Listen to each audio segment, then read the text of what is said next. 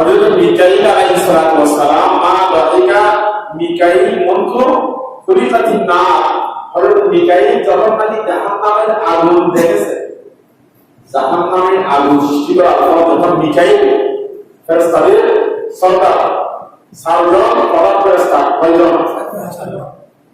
জিবরাইল, আজরাইল, মিকাইল, ইসরাফিল।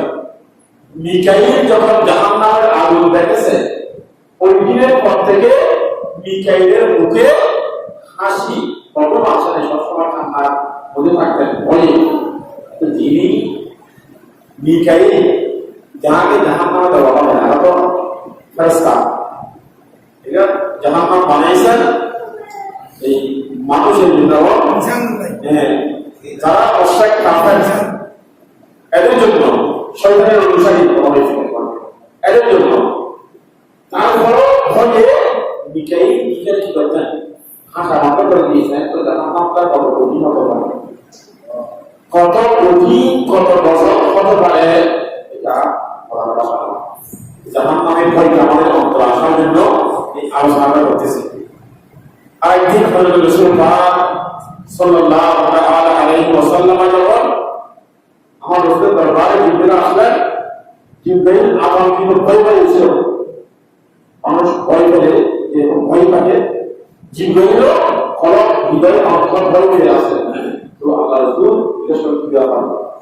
ইয়া রাসূলুল্লাহ, ইয়া রাসূলুল্লাহ, জাহান্নামের আগুন দেখছি, এই ভয়ে আমার এখনো কম্পন সৃষ্টি হয়ে গেছে, এত কঠিন এমন আজাব। আমার বলতেছে একটু জাহান্নাম কিভাবে বলবো? জিবরাইল বলতেছেন জাহান্নামের আগুন, জাহান্নামের আগুন এত বেশি কঠিন হবে, জানালে পুরো সরকার করে দেবে।